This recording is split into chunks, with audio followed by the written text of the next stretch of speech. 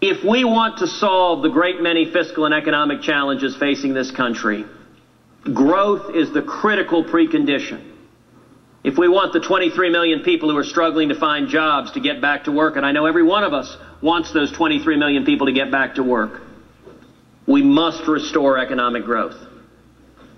If we want to turn around the train wreck that is the balance sheet of the federal government, that is our perennial recurring deficits and debts, that can't be done without restoring growth. And so in my view, we should be working across the aisle in a bipartisan way to focus on bringing growth back.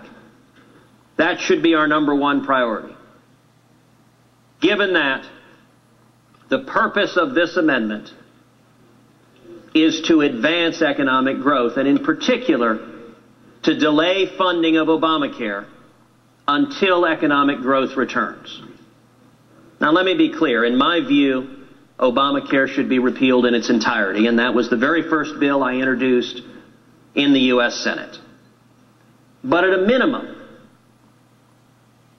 in my judgment, Obamacare should not be funded and implemented at a time when our economy is gasping for breath, at a time when our economy is struggling to such a degree that implementing it right now could well force us into a recession.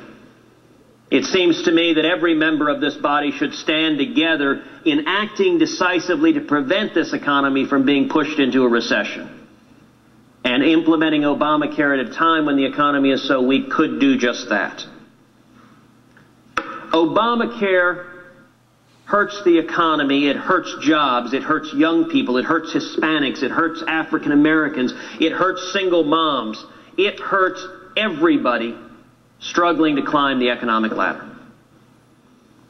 It is ironic that the law is called the Affordable Care Act, because in the 3 years it's been in effect, it has proven to be neither affordable nor caring. Before Obamacare was adopted, President Obama promised the American people that Obamacare would reduce the cost of insurance. In particular, the president said American families would pay $2,500 less for their insurance premiums by the end of his first term. I would note that his first term ended not long ago. And today, the American families are not paying $2,500 less in health insurance premiums. They're not paying a penny less.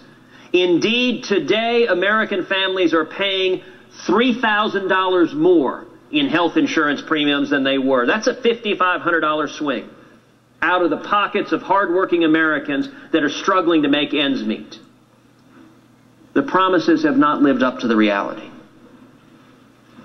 The second differential between promises and reality is President Obama repeatedly told Americans, quote, "If you like your health plan, you can keep it."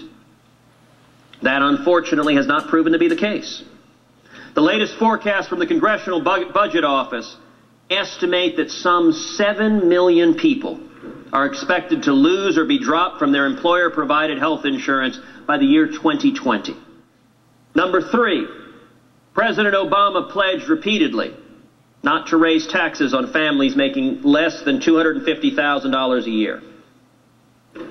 And yet that promise has not materialized. Within Obamacare, there is a tax on those who do not maintain government-approved health insurance.